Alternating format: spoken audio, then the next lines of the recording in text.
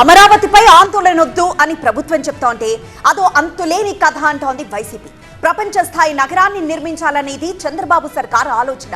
అయితే గల్లీల్లో సమస్యలు పట్టించుకోకుండా ఢిల్లీకి మించిన నగరం అవసరమా అని ప్రశ్నిస్తోంది వైసీపీ.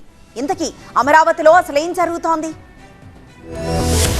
ఏపీ రాజధాని అమరావతిలో అభివృద్ధితో పాటు రైతుల సమస్యలపై ప్రభుత్వం ప్రత్యేక ఫోకస్ పెట్టింది. సిఆర్డీఏ కార్యాలయంలో త్రిసభ్య కమిటీ సమీక్ష జరిపింది. రాజధానిలో రైతుల సమస్యలపై ఎప్పటికప్పుడు చర్చిస్తున్నట్లు మంత్రి నారాయణ ప్రకటించారు. ఎంతో నమ్మకంతో రాజధాని కోసం రైతులు భూములిచ్చారు. వాళ్లలో ఏ ఒక్కరికి అన్యాయం జరగబోదన్నారు మంత్రి నారాయణ.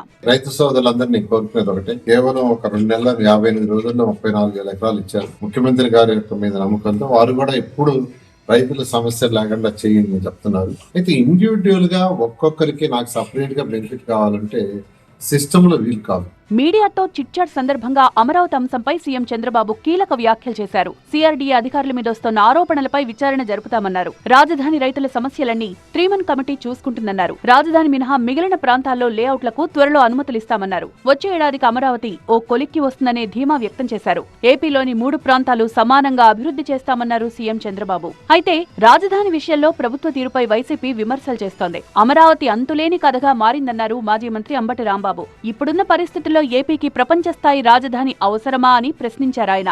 అంతులేని కథ అమరావతి. ఆ కర్మ కాకపోతే ఆంధ్రప్రదేశ్కి ప్రపంచ స్థాయి రాజధాని ఎందుకయ్యా స్వామి? అంటే ఢిల్లీ కన్నా పెద్ద రాజధాని అనమాట. అంతేగా, అది తినడానికి తిండి లేదు, మీసాలకు సంపేంగ నూనెని, రైతులకు గిట్టుబాటు ధర లేదు, సంక్షేమ కార్యక్రమం అమలు చేసే శక్తి లేదు. రాజధాని సింగపూర్ లాంటి రాజధాని, యూకే లాంటి రాజధాని, లండన్ లాంటి రాజధాని ఎందుకంటే మనకి నెత్తినేసి కొట్టుకోనా? నాకు అర్థం కాలేదు. ఏం చేసుకుంటాం? లండన్ లాంటి రాజధాని, సింగపూర్ లాంటి రాజధాని.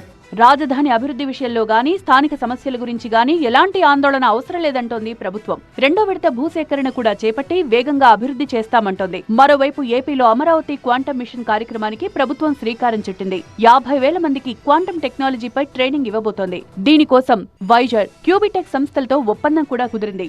500 రూపాయలకే ఫౌండేషన్ కోర్సును అందిస్తారు. ప్రతిభ కనపరిచిన 3,000 మందికి ఫేజ్ 2 కోర్సు ఫ్రీగా నేర్పిస్తారు. డిసెంబర్ 8 నుంచి ఆన్లైన్లో దరఖాస్తులు చేసుకోవచ్చు.